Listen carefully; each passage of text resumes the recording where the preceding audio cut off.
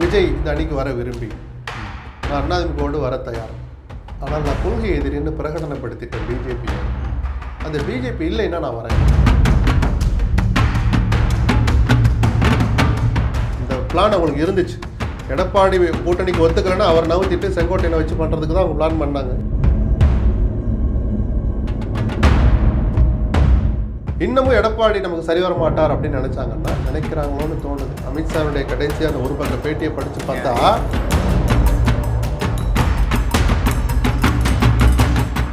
கூட்டணி ஆட்சியில் பங்குன்னு எடப்பாடி கிட்ட சொல்லி ஒப்புதல் வாங்கிக்கிட்ட அமித்ஷாவாகவே இருந்தாலும் அவருக்கு மேலே இருக்கிற மோடியாகவே இருந்தாலும் எடப்பாடி கிட்ட உட்காந்து டிஸ்கஸ் பண்ணீங்களா? அதிமுக தலைமை கழகம்னு ஒரு அறிக்கை விடணும் சார். இந்த செல்மிஷம் இங்கே எடுப்படாது. தோழமைன்னா தோழமை உணர்வோடு நீங்கள் நடந்துக்கணும், வார்த்தைகளை கட்டுப்படுத்தணும், அனாவசியமாக பேசுவவர்களே அந்த கட்சியுடைய தலைமை கட்டுப்படுத்தி வைக்கணும். ஒரு அறிக்கை வந்தால் என்ன தவறுகளை தூக்கி ஜெயிலில் போட்டுருவாங்களா? அந்த சம்பந்தி வீட்டில் ரெய்டு நடந்தது உலகறிந்த உண்மை. பெரிய பணம் சொல்கிறாங்க, அதில் பிடிப்பட்டதோ அல்லது சைனா போட போகிற தொகையோ அல்லது ஒரு விவாதத்துக்கு உட்பட்ட தொகை 3 டிஜிட் 4 டிஜிட்டில் கோடிகளில் சொல்கிறாங்கன்னா எடப்பாடி அவ்வளவு சுலபத்தில் வெளிப்படையாக பிஜேபி எதிர்க்க மாட்டார். கூட்டிட்டு போய் உட்கார வச்சு உங்களை கூட்டணி அறிவிக்க வச்சுட்டாங்களே, முடிஞ்சு போச்சு. ஒரு நபருக்கு எத்தனை தண்டனை கொடுப்பீங்க? அப்போ அதனால உங்களுக்கு என்ன பிரயோஜனம் கிடைக்க போகுது? எடப்பாடிங்கிற தனிநபர் தான் வேலை செய்ய போறாரா? நேயர்களே வணக்கம். இன்று நம்மோடு சிறப்பு விருந்தினராக கலந்து கொள்ள இருப்பவர் மூத்த செய்தியாளர் அண்ணன் லட்சுமணன் அவர்கள். அண்ணன் வணக்கம். வணக்கம். மதுரை மாநாடு சிறப்பாக நடைபெற்றது. அமித்ஷா பேசினாங்க. கூட்டணி ஆட்சி தமிழகத்தில் நடைபெறும், ஆட்சியில் நாங்கள் இருப்போம் அப்படின்னு சொன்னார். சரி, அது இவங்க கொஞ்சம் அதிமுக ஏதோ சொல்லியிருக்காரு, பார்த்துக்கலாம் எலெக்ஷன் டைமில் அப்படின்னாங்க. அந்த இப்போ தற்சமயம் ஒரு பேட்டி கொடுக்கும்போது, தனியார் தொலைக்காட்சிக்கு பேட்டி கொடுக்கும்போது கூட்டணி ஆட்சி கட்டாயம் தமிழகத்தில் நடைபெறும், ஆட்சியில் பங்கும் இருக்கும் அப்படின்றாரு அமித்ஷா சொல்லியிருக்கார். இது உங்களுடைய நிலைப்பாடு என்ன? இல்லை, அமித்ஷாவுடைய அந்த கருத்து புது கருத்து இல்லை.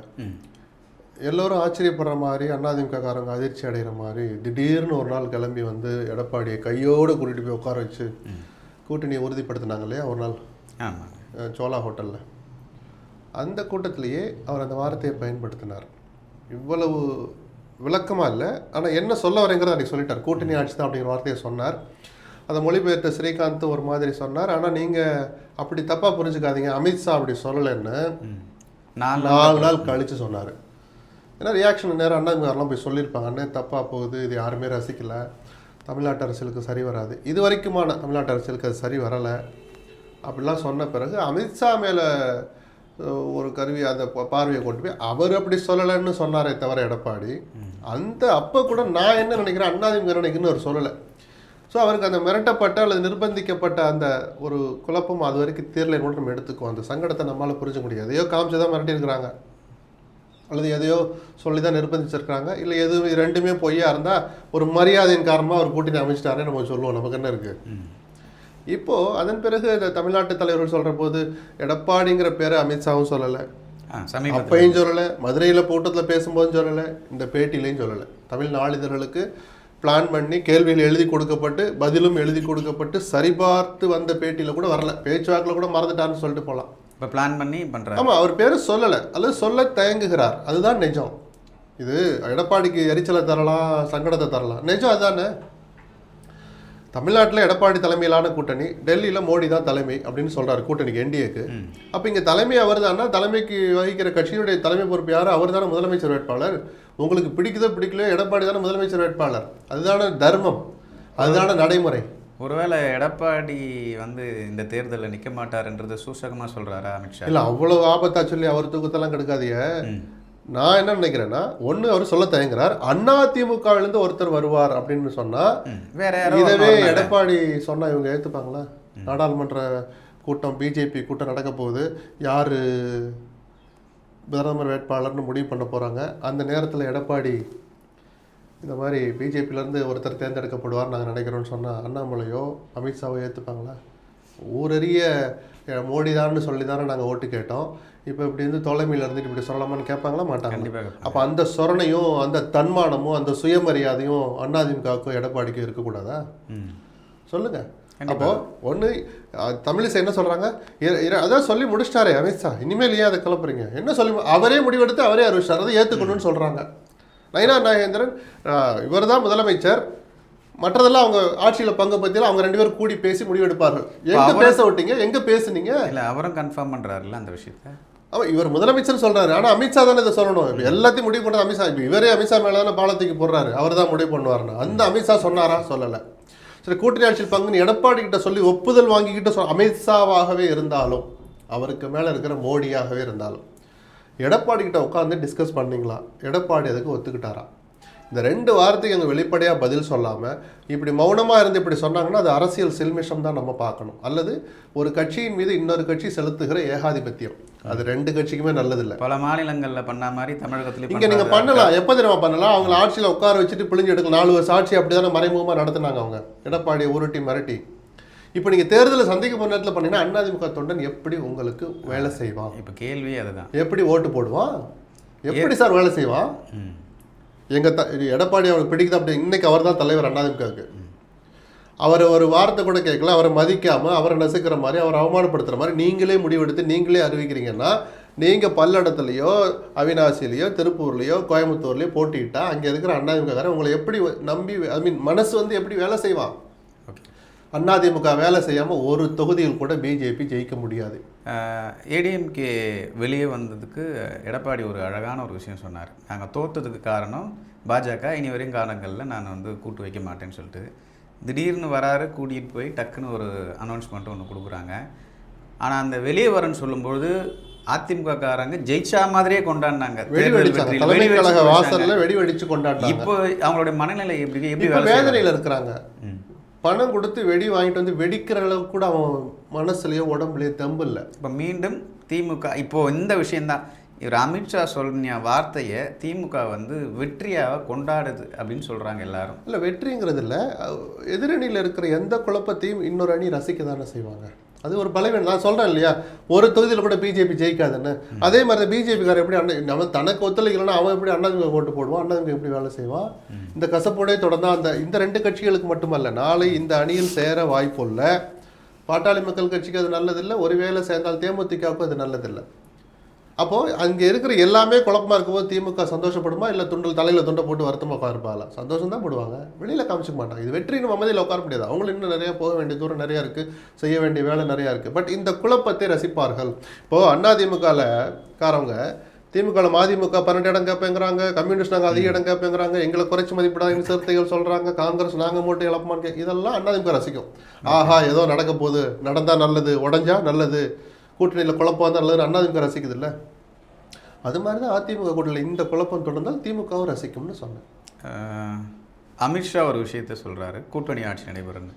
அதை தாண்டி ஒரு படி அண்ணாமலை பாஜகவுடைய ஆட்சி தமிழகத்தில் நடைபெறும் அப்படின்றாரு. அது அவருடைய ஆசை, அந்த கட்சியின் மீது இருக்கிற விசுவாசம் அப்படின்லாம் ஒரு பார்வை பார்க்கலாம். இன்னொரு பார்வை பார்த்தா அது அக்கிரமமான பேச்சு. தர்மம்னு ஒன்று இருந்தால் அது அதர்மமான பேச்சு. நீங்கள் அதிமுக முதுகில் சவாரி ஏறுவீங்க, நல்லா உட்காந்துக்குவீங்க, அவங்களால தூக்க முடியலையா, விரும்பி தூக்குறாங்களா இல்லையான்னு கூட கேட்க மாட்டீங்க. ஆனால் முதுகில் ஏறி உட்காந்துருவீங்க. உட்காந்த பிறகு நான் உட்காந்துருக்கிற முதுகு அதிமுக முதுகுன்னு சொல்ல மாட்டோம். என்ன சார் அநியாயம் இது? அப்போ முதல் ஒரு சுயமரியாதை தூக்கி நான் நாகரிகமான வார்த்தை பயன்படுத்துகிறேன். தலை தூக்க வேண்டிய நபர் எடப்பாடி தான் சார். என்ன நினைச்சிட்டு இருக்கீங்க அதிமுக பற்றி? அமித்ஷாக்கெல்லாம் சவால் விட வேண்டாம். அதிமுக தலைமை கழகம்னு ஒரு அறிக்கை விடணும் சார். இந்த சில்மிஷம் இங்கே எடுபடாது. தோழமைன்னா தோழமை உணர்வோடு நீங்கள் நடந்துக்கணும், வார்த்தைகளை கட்டுப்படுத்தணும், அனாவசியமாக பேசுவவர்களை அந்த கட்சியுடைய தலைமை கட்டுப்படுத்தி வைக்கணும். ஒரு அறிக்கை வந்தால் என்ன சார் உங்களை தூக்கி ஜெயிலில் போட்டுருவாங்களா? ஏன் ஒரு 8 கேஸ் இருக்குது, அதனால தான் பண்ணுறேன். இல்லை, அதுக்காக தான் நீங்கள் கூட்டணி. சரி, அதெல்லாம் இருக்கிறது உண்மையாக இருந்தால் உங்கள் வாதப்படியும் பொது வழியில் இருக்க வாதப்படியும் அது காட்டி உங்களை மிரட்டி இருந்தால் அதுக்கு தான் நீங்கள் தண்டனை அனுபவிச்சிட்டீங்களே. எந்த தண்டனையை? கூட்டிகிட்டு போய் உட்கார வச்சு உங்களை கூட்டணி அறிவிக்க வச்சிட்டாங்களே, முடிஞ்சு போச்சு. ஒரு நபருக்கு எத்தனை தண்டனை கொடுப்பீங்க? அப்போ அதனால் உங்களுக்கு என்ன பிரயோஜனம் கிடைக்க போகுது? எடப்பாடிங்கிற தனிநபர் தான் வேலை செய்ய போகிறாரா? சரி சார், அவருடைய தலைமையே அங்கே கேள்விக்குறின்னு சொல்ல மாட்டேன், ஒரு முழு கட்டுப்பாடு இல்லாமல் இருக்குது. முருகன் மாநாட்டுக்கு ஏன் ஆரம்பிச்சிங்கன்னு முனுசாமி கேள்வி கேட்குற இடத்துல அவர் இருக்கிறார். எதுக்காக ஆர்எஸ்எஸ் மாநாட்டில் போய் வேலுமணி மயில் முருகன் சிலை கொடுத்தாருன்னு அவர் கேள்வி கேட்குறாரு. அது எதுக்காக சொல்கிறேன்னா, ஏகோபித்த தலைவராக அவர் என்ன முடிவெடுத்தாலும் ஏற்றுக்கொள்ள நிலைமையில இன்றைக்கி நிர்வாகிகளும் கிடையாது, தொண்டர்களும் கிடையாது. சரிதானா? அவங்கவுங்க கேள்வி கேட்க ஆரம்பிப்பாங்க. அப்போ அவர் நிலைமையே அப்படி இருக்கிற போது அந்த எடப்பாடிக்கும் கூட கொடுக்க வேண்டிய மரியாதையை பிஜேபி கொடுக்க தவறுகிற போது அந்த அணிக்கு எந்த பிரயோஜனம் வராது. அப்போ அவங்க நோக்கம் என்ன நிஜமாவே எனக்கு புரியல. பிஜேபி அதிமுக இணைந்து ஆட்சி அமைக்கும், அந்த ஆட்சியை நான் அதிமுக பிஜேபி ஆட்சின்னு சொல்ல மாட்டேன்னு சொல்றது என்ன சார் அக்கிரமம்? என்ன உங்க நோக்கம் என்ன? இல்லை ரொம்ப பயப்படுறாரோ? யாருக்கு? அமித்ஷாவுக்கும் பிஜேபிக்கும் பயம் தெரியுது. ஆனால் நேற்று தான் கொஞ்சம் ஒரு மாதிரி பேச ஆரம்பிச்சோம். மறைமுகமாக அமித்ஷாக்கு ஒரு பதில் சொல்லிக்கிறார். அதிமுக தனிப்பெரும்பான்மை பெறும், அதிமுக ஆட்சி அமையம்லாம் நேற்று உளுந்தூர்பேட்டையில் பேசியிருக்கிறார் எடப்பாடி. இதை தொடர்ந்து ஒழிக்கணும், ஸ்ட்ராங்காக பேசணும். அவர் ஏதோ சின்ன பிள்ளை கொஞ்சம் பயப்படாமல் போப்பா ஒன்றும் செய்யாது அப்படின்னு நான் சொல்லலை. அவர் பாவம் 4 வருஷம் முதலமைச்சராக இருந்தவர், எத்தனையோ ஆண்டுகள் அமைச்சராக இருந்தவர், பலத்த அனுபவம் நிறைந்தவர். ஃபேஸ் பண்ணி 4 ஆண்டுகள் ஏதோ எடப்பாடிக்கு ஏதோ சொல்லி கொடுத்து செயலோட எனக்கு அவ்வளோ அறிவு இருக்குதா நான் நினைக்கல. ஒரு பத்திரிகையாளராக அரசியல் நிகழ்வு இப்படி போனால் என்ன நடக்கும்னு புரிஞ்சுக்கிற அளவுக்கு எனக்கு குறைஞ்சபட்ச அறிவு இருக்குது. அந்த அறிவை வச்சு நான் அந்த கருத்தை சொல்கிறேன். நீங்கள் மௌனமாக இருந்தீங்கன்னா அது அதிமுகவுக்கு ஒரு வகையிலையும் பிரயோஜனப்படாது. உங்களுடைய தலைமை பண்பு கேள்விக்குறியாகும்னு சொல்கிறேன். நேற்று பேச ஆரம்பிச்சிருக்கிறார். சுற்றுப்பயணம் போக போகிறத ஒரு அறிக்கை வந்திருக்கு. போகிற ஊரில் எல்லாம் அதை பேசணும், பேச வைக்கணும்.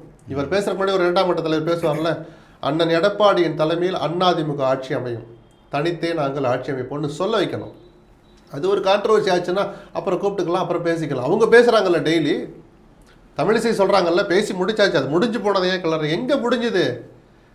எப்போ நீங்கள் பேசி முடிச்சிங்க? எடப்பாடியோடு அமித்ஷாவும் எடப்பாடியும் எப்போது பேச்சுவார்த்தை நடத்தினார்கள்?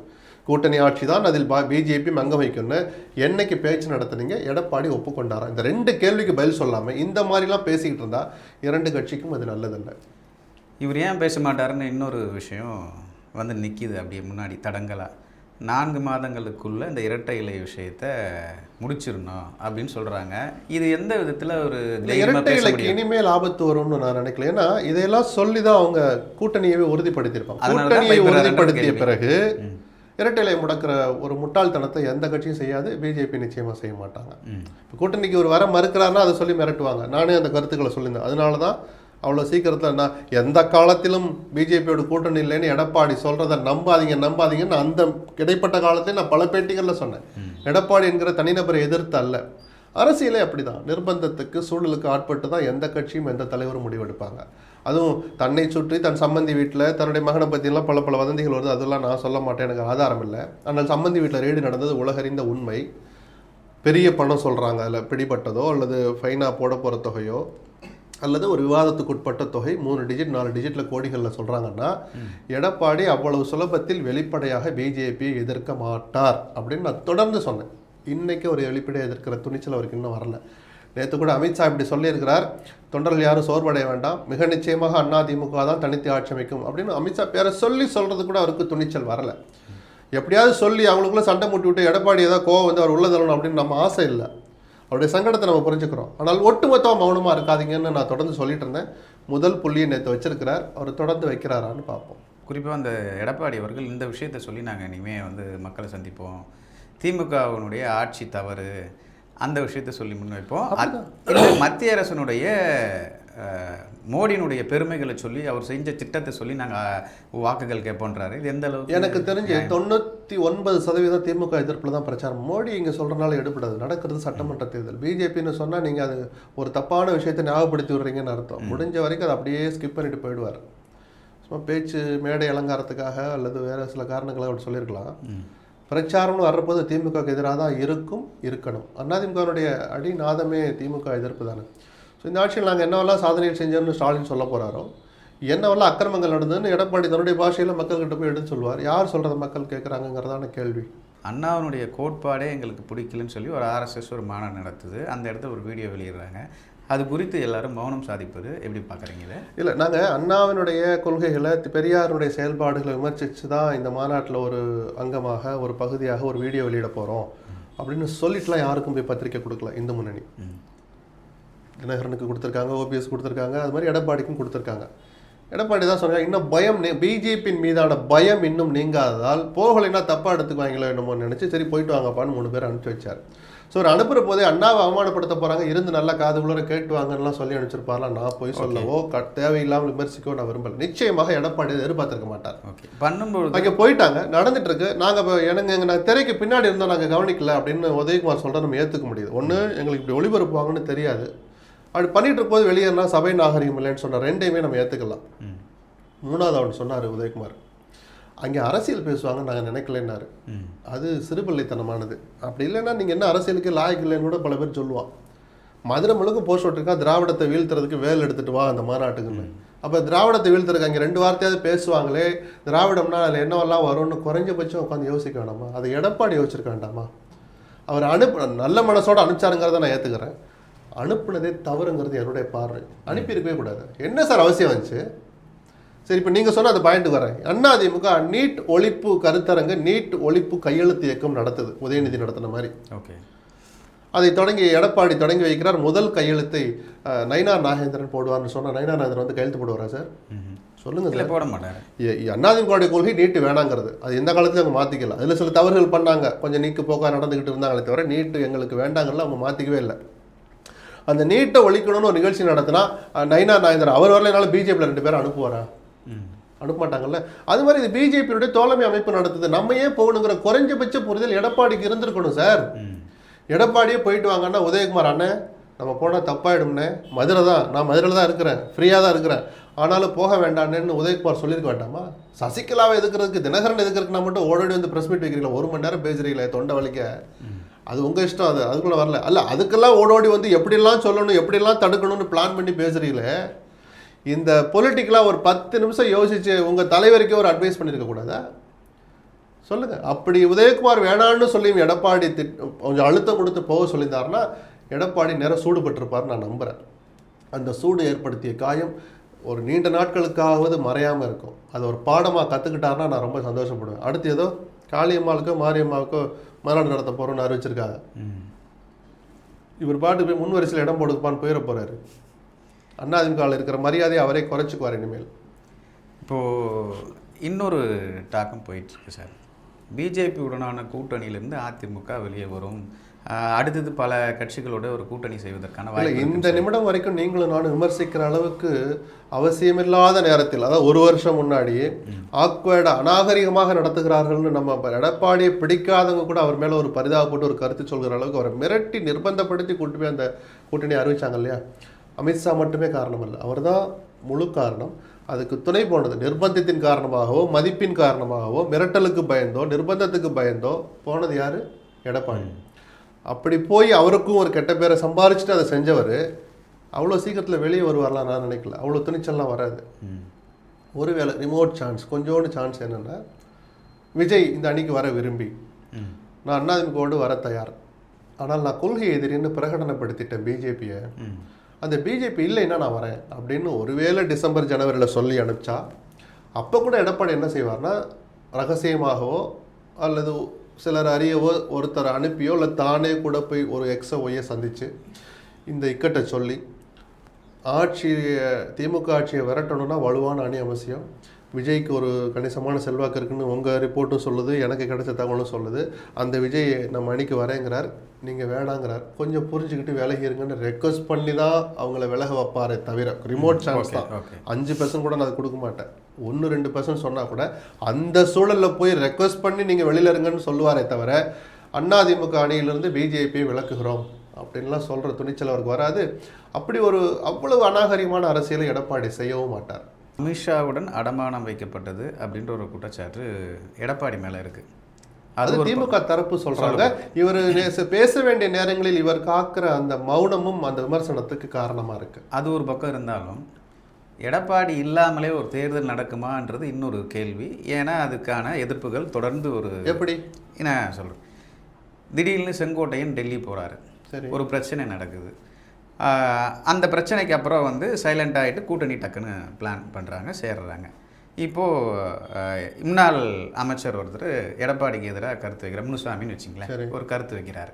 இந்த மாதிரி ஒரு சூழலில் இருக்கும்பொழுது சப்போஸ் இவர் எடப்பாடி நமக்கு அகெயின்ஸ்டாக இருக்கிறாருன்னு ஒரு சூழ்நிலையில் அதிமுக தலைமை நீங்கள் எடப்பாடி வேணாம், நான் வேற ஒரு நபரை வந்து பொறுப்பு கொடுத்து பண்ணுறேன், நீங்கள் பிஜேபி பின்னாடி இருந்து செயல்பட்டுச்சுன்னா இது நடக்கிறதுக்கு வாய்ப்பு இருக்கா? வாய்ப்பு இல்லை. இது எப்போ தெரியுமா, செங்கோட்டையெல்லாம் டெல்லிக்கு அழைச்சி பேசினாங்கலாம் ஒரு பேச்சு வந்துச்சு இல்லையா, ஒரு இடம் போனார்னு கூட தகவல் இருக்கலாம். அந்த காலகட்டத்தில் இதை நீங்கள் கேட்டிருந்தீங்கன்னா அதுக்கான லாஜிக் இருக்குது, வாய்ப்பு இருக்குதுன்னு நான் சொல்லுவேன். இப்போது அதிமுக கூட்டணி வச்சாச்சு, கூட்டணி அறிவித்து கண்ணு கட்டுகிற தூரத்தில் தேர்தல் தெரிகிற போது அந்த கூட்டணிக்கு தலைமை வகிக்கிற கட்சிகள் இப்படி தலைமை மாற்றத்தை ஏற்படுத்துவாங்கன்னு நான் நினைக்கல. அதுக்கான வாய்ப்பு ரொம்ப ரொம்ப குறைவு. இந்த பிளான் அவங்களுக்கு இருந்துச்சு. எடப்பாடி கூட்டணிக்கு ஒத்துக்கலைன்னா அவர் நவுத்திட்டு செங்கோட்டையனை வச்சு பண்ணுறதுக்கு தான் அவங்க பிளான் பண்ணாங்க. இவர் தான் கூட்டணிக்கு ஒத்துக்கிட்டாரு. இப்போ என்ன நடக்கும்? இன்னமும் எடப்பாடி நமக்கு சரி வர மாட்டார் அப்படின்னு நினைச்சாங்கன்னா நினைக்கிறாங்களோன்னு தோணுது. அமித்ஷாவுடைய கடைசியாக அந்த ஒரு பக்க பேட்டியை படித்து பார்த்தா அதிமுகலேருந்து ஒருத்தர் முதலமைச்சர் ஆவார்னு அவர் சொல்றதை பார்த்தா என்னுடைய சந்தேகம் அதுதான். அதுக்கு லாஜிக் இருக்கு. அதுக்கு லாஜிக். அப்போ எடப்பாடி இல்லாத தேர்தல் அல்ல, அதுக்கு முதலமைச்சரா எடப்பாடி இருக்க மாட்டாருன்றதான். ஏன்னா எடப்பாடியில் அவர் தான் நிற்க போறாரு, ஜெயிக்கும் வாய்ப்பு இருக்குன்னு வச்சுப்போம். அப்போ முதலமைச்சரா வேற யாரையாவது கொண்டு வரலான்னு அவங்களுக்கு திட்டம் இருக்கோ அப்படின்னு ஒரு சந்தேகம் இருக்கு. அது எவ்வளவு தூரம் சாத்தியம் எனக்கு தெரியாது. ஒவ்வொரு நிகழ்வும் தொடர் செயின் லிங்காக வருது. அமித்ஷா ஒரு விஷயத்தை சொல்கிறாரு, அதை தொடர்ந்து அண்ணாமலை ஒரு விஷயத்தை சொல்கிறாரு, தொடர்ந்து வந்து செங்கோட்டையன் டெல்லி போகிறாரு, முனுசாமி ஒரு ஸ்டேட்மெண்ட்டை முன் வைக்கிறாரு. பல பிரச்சனைகள் தொடர்ந்து தமிழ்நாட்டில் வந்து அதிமுகனுடைய அந்த பேர் வந்து அழிஞ்சிக்கிட்டே இருக்குது. கொஞ்சம் கொஞ்சமாக எதிர்த்து கேள்வி கேட்க மாட்டாரு. அண்ணாவுடைய கட்சி வச்சுட்டு அண்ணாவுக்கு ஒரு அசிங்கம் ஏற்படும் போது எதிர்த்து குரல் கொடுக்க மாட்டாரு. இப்படிலாம் ஒரு சூழ்நிலை வரும்போது ஏன் வந்து எடப்பாடியோட தலைமையில் ஒரு ஆட்சி அமைக்கணும், இல்லை வேறு ஒரு நபர்களை தேர்ந்தெடுக்கலான்ற சூழ்நிலை கட்சிக்குள்ளேயே பிரச்சனை நிறைய ஓடிட்டுருக்கு. இல்லை அவ்வளோ பிரச்சனை ஓடுறதா? நான் அதிமுக அரசியலில் கடுமையாக பல நேரங்களில் விமர்சித்தவன் தான், நடந்த நிகழ்வுகளை மையமாக வச்சு. இப்போ நான் அந்த கருத்தை ஏற்றுக்க மாட்டேன். அவ்வளோ பெரிய மோதல்லாம் உள்ள நடக்கலை. கொஞ்சம் ஒரு மயான அமைதி இல்லை, ஒரு விதமான அமைதி நிலவுதுங்கிறத நான் ஏற்றுக்குவேன். முனுசாமி சொன்னது ஏதோ போர்க்குரடியெல்லாம் இல்லை. என்னங்க இவ்வளோ தூரம் நடக்குது, அங்கே போய் நம்மளை தலைவர்களை அவமானப்படுத்துகிறாங்க, யாரை கேட்டு முருகன் மாநாட்டுக்கு அனுப்பிச்சிங்க? பொதுச் செயலர்னா என்ன வேணாலும் செய்யலாமான்லாம் அவர் யூஸ் பண்ண கடுமையான வார்த்தை அந்த ஒரு வார்த்தை தான். மற்றபடி அவமரியாதையெல்லாம் ஒன்றும் சொல்லலை. அது அந்த உணர்வோடு சொன்னார். கொஞ்சமாவது யோசிச்சிருக்க வேண்டாம், யார்கிட்டையும் கேட்க வேணாமா அப்படின்ற அந்த தொனி தான் அதில் இருந்தே தவிர எடப்பாடி ஒரு வழி பண்ணணும்னு சட்டையை பிடிச்செல்லாம் உழுக்கலை. அதனால் அதை ஒரு பெரிய போர்க்கடி மோதல்லாம் நான் சொல்ல மாட்டேன். எனக்கு தெரிஞ்ச அதிமுக இப்போ ஒரு மௌனம் தான் நிலவுது, எந்த மோதலும் கிடையாது. இந்த மௌனம் வந்து ஒரு எதிர்கட்சியோடைய தலைமையில் இருக்கக்கூடிய ஒரு கட்சின்னு வச்சிங்களேன். ஒரு ஆளுங்கட்சியை விமர்சிக்கிறதுக்கு ஒரு தலைவர் கூட அங்கே முறையாக இல்லை. இந்த பக்கம் ஜெயக்குமார் ஒரு பக்கம் பேசிட்டு இருந்தார், அப்பப்போ பேட்டி கொடுப்பாரு. திடீர்னு பார்த்தா அவரும் பிஜேபி கூட்டணி உறுதியான பிறகு அவனும் கொஞ்சம் மௌனம் ஆயிட்டார். சில நேரத்தில் ஃபோன் பண்ணி கூட கேட்ட ஒரு பேட்டி கொடுங்கன்னா கூட இப்போ வேணாம்பா அப்படின்னு. இல்லை அவர் இப்போ இதில் மறைக்கிறதுக்கு ஒன்றும் இல்லை, அந்த அணி அமைஞ்சதில் அவருக்கு அவ்வளோ உடன்பாடு இல்லை. அதுக்காக தலைமையை எழுத்திட்டு போர்க்கொடி தூக்குகிற நபர் ஜெயக்குமார் அல்ல. இல்லை நான் போர்க்கொடி நான் சொல்கிறேன். அதனால எதிர்கட்சி விமர்சனம் பண்ணுறது கூட ஆள் இல்லையா? அதனால கொஞ்சம் மௌனமாக இருக்கிறார். தன்னுடைய அதிருப்தி அவர் பண்ண எப்படி தான் காமிப்பார்? நீங்கள் என்ன வேணாலும் பண்ணுங்க, நான் எல்லாத்துக்கும் ஒத்து வரேன்னு சொல்கிற நபரும் அவர் அல்ல, கட்சிக்கு எதிராக போகிற நபரும் அவர் அல்ல. கொஞ்சம் பிரேக் எடுத்துருக்கிறார், வருவார்னு பார்த்துக்கோ. இதில் திமுகவை எதிர்க்கணும்னா முதல்ல திமுகவை எதிர்ப்பதிலோ அண்ணா திமுகவை சீண்டுபவர்களுக்கு பதிலடி தருவதற்கோ எடப்பாடியினுடைய ஒப்புதல் முதல் அவசியம். முதல்ல குரல் கொடுக்க வேண்டியது எடப்பாடி தான் அப்படின்னு அடுத்த விஷயங்களுக்கு தகுந்த மாதிரி. எப்பா நீ ஒரு அறிக்கை கொடு, உதயகுமார் நீ கொடுத்தாலே போதும், முனுசாமி இதுக்கு நீங்கள் தான் சொல்லணும், இல்லைப்பா தலைமை கழகம்னு கொடுங்கப்பா, கட்சி சொன்னதாக இருக்கட்டும், யாரும் வேண்டாம் நானே சொல்கிறேன். சில விஷயங்களுக்கு இந்து முன்னணிக்கு கண்டனத்தை நான் தான்ப்பா தெரிவிக்கணும், நம்மளை நம்பி கழுத்தறுத்துட்டானுங்க, ஒரு ரூம்குள்ளே டிஸ்கஷன் எடுக்குன்னு வச்சுங்க, நான் சொல்கிறேன், நான் சொல்கிறதா சரியாக இருக்குன்னு நான் முதல்ல அவர் வந்து சொல்லியிருக்கணும் சார். அதுதான் நானும் கேட்குறேன். 5 நாள் கழிச்சு கிருஷ்ணகிரியில் எங்கேயோ போய் ஸ்டாலின் பேசுகிறாருன்னா அவருக்கு பதில் சொல்கிறேன்ட்டு சொல்கிறார். ஸ்டாலின் இப்படி அதிமுகவை அடமான வைக்கிறாரெல்லாம் பேசுகிறார், நான் அடமான வைக்க அண்ணாவை ஒருபோது விட்டு கொடுக்க மாட்டோம் அப்படின்னு ஸ்டாலினுக்கு பதில் சொல்கிறீங்களே. அந்த அண்ணாவை அவமானப்படுத்தி இந்து முன்னணிகளுடைய கண்டனத்தை சொல்கிறேன்னு சொல்லிட்டு அடுத்த வரி தானே சார் நீங்கள் இதை சொல்லணும்.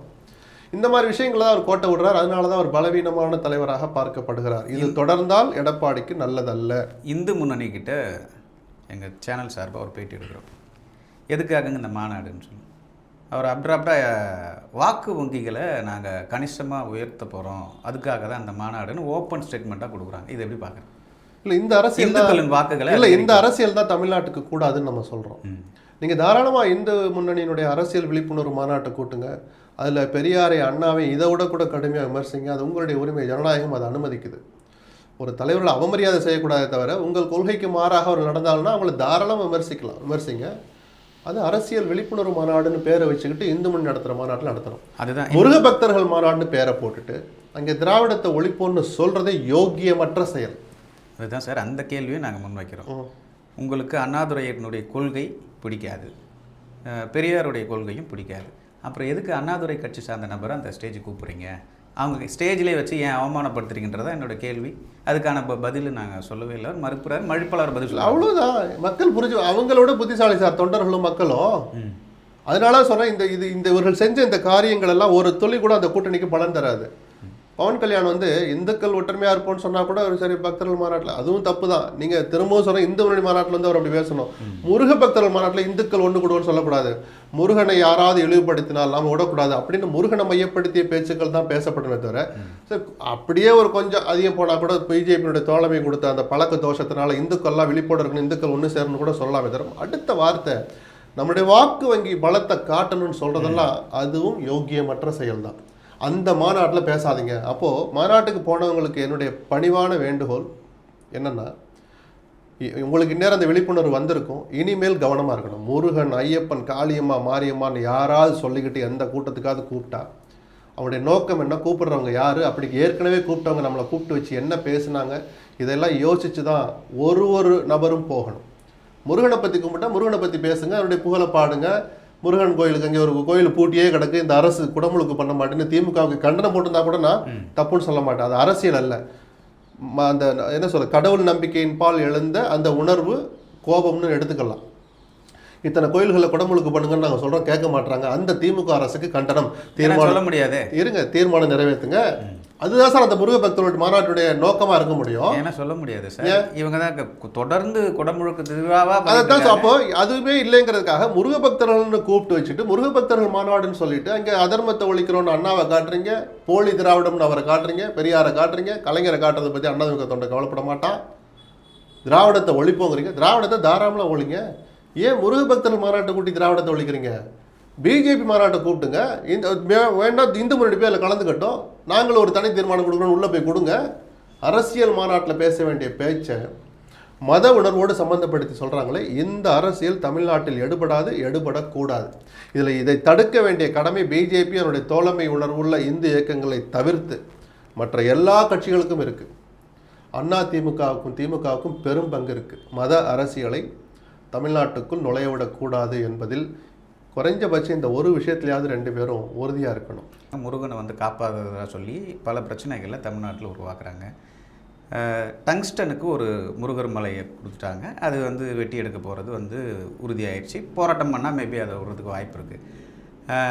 அதே போல் வந்து மேற்கு தொடர்ச்சி மலை அடிவாரமாக இருக்கக்கூடியது இந்த பழனி மலையை சுற்றிய 5 மலைகள் இருக்குது. 1,00,000 ஏக்கர் வந்து ஆய்வு செஞ்சுட்டாங்க. அது என்ன மாலிட்டன் தனிமங்கள்னு ஒரு தனிமம் இருக்குது.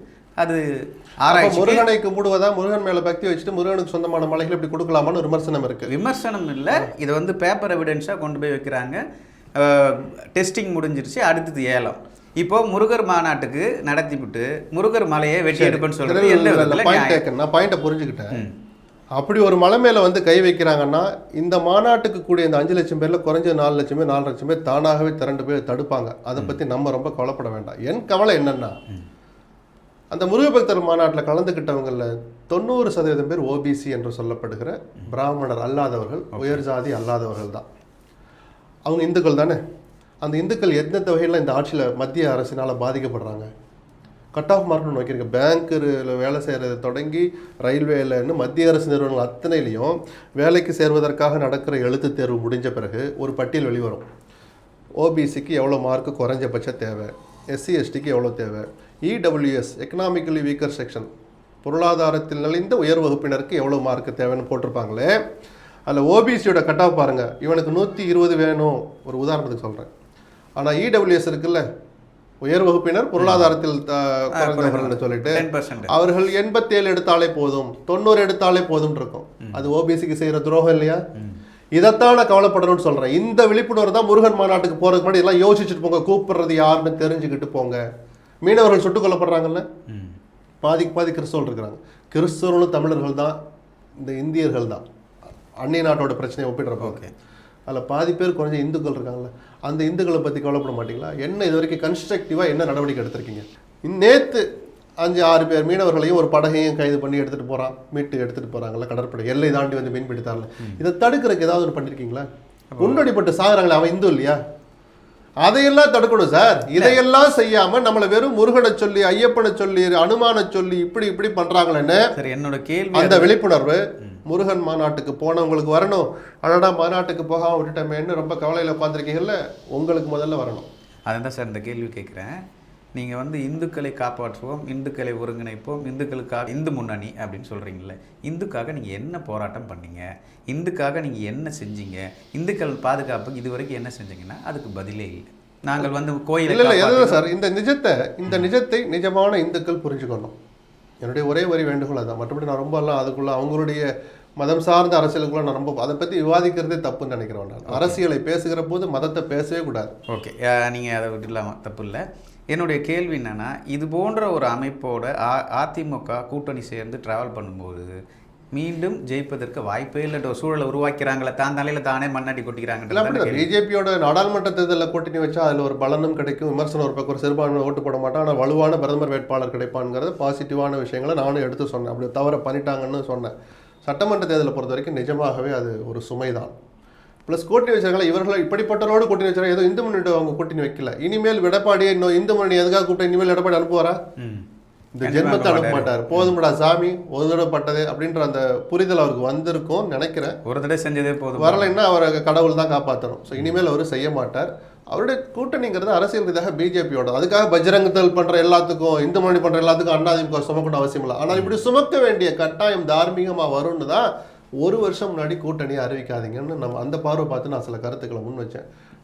நடந்துடுச்சு. நீங்கள் தேர்தல் கூட்டணி எப்படி வேணாலும் வைங்க, வைக்காமல் போங்க.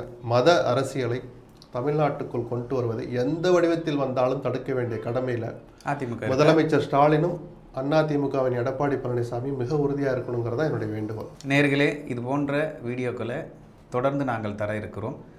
உங்களுடைய ஆதரவு என்பது எங்களுடைய சேனலை நீங்கள் பின்தொடர்வது மட்டுமே. அண்ணே, நன்றி, வணக்கம்.